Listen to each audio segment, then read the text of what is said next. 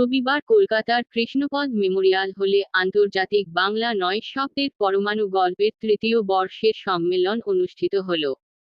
ভর্তি ভারত ও বাংলাদেশের ২ শতাধিক ৯ শব্দের পরমাণু গল্পের লেখকদের নিয়ে। প্রথমেই উদ্বোধনী সঙ্গীত ও প্রদীপ প্রজ্বলনের মধ্যে দিয়ে অনুষ্ঠানের সূচনা হয়। উদ্বোধনী সঙ্গীত পরিবেশন করেন নবলতা শীল। এই বছর নবলতা শীল ও সোমা কর ৯ শব্দের পরমাণু গল্পের সভাপতির দায়িত্ব পালন করেন আর কৃষ্ণা মোদক ও সঞ্জীব ঘোষকে সভাপতি হিসেবে বরণ করেন ৯ শব্দের পরমাণু গল্পের উদ্ভাবক ও পঞ্চবাণ স্রষ্টা সুশান্ত ঘোষ।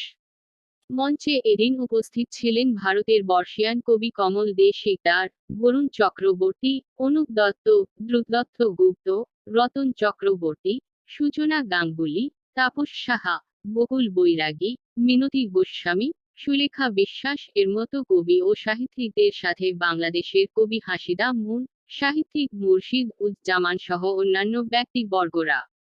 পরে উপস্থিত ব্যক্তিরা কি জানালেন শুনে নেওয়া যাক। কলকাতা থেকে বেবি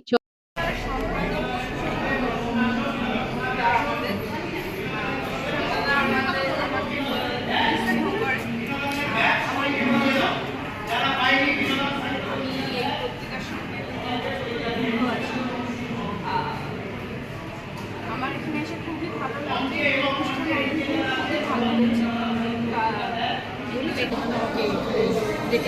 গল্পের বিষয়বস্তুটা যদি গল্প কুড়িটা গল্প ২০ রকম, এক একটা গল্প এক এক রকম। ছোট গল্প, আবার একটু বড় গল্প আছে, পরীক্ষাটার কবিতা গল্প আছে, বিভিন্ন বিষয়ের উপর, সামাজিক জীবনের উপর, মানুষের বিভিন্ন সুখ দুঃখ এসব নিয়েই তোমাদের গল্প, সামাজিক বিভিন্ন পরিস্থিতি। আজকে যে পরমাণুর যে ভালোই লাগছে। ৯ গল্পের এই ৯ শব্দের পরমাণু গল্প একটা অভিনবত্ব, বন্ধুগত অভিনবত্ব।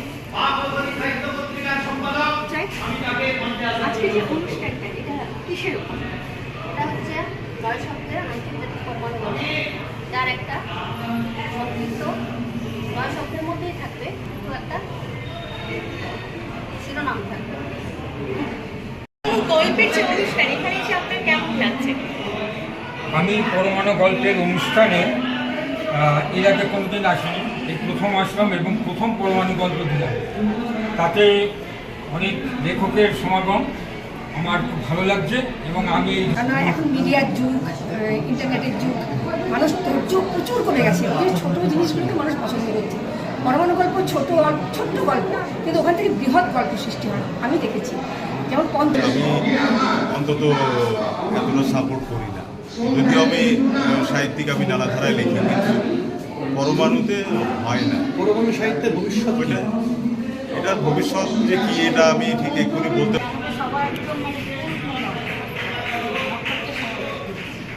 দুই বাংলাকে মিলিয়ে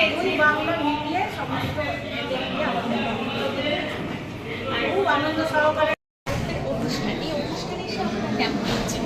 খুবই ভালো লাগছে। প্রথম কথা যেটা বলি যে অনেক অনুষ্ঠান হয়, কিন্তু যেই অনুষ্ঠানগুলোর মধ্যে ভীষণভাবে আন্তরিকতার ছোঁয়া থাকে, সেই অনুষ্ঠান অনেক বেশি মন ছুঁয়ে যায় তো, এবং অনেক বেশি মনে থেকে যায়। তো সুশান্তদার অনুষ্ঠান সবসময় এই যে অনুষ্ঠান এখানে এসে আপনার কেমন লাগছে? ভীষণ ভালো লাগছে এবং এসে এখানে আমি খুব আনন্দিত, গর্বিত।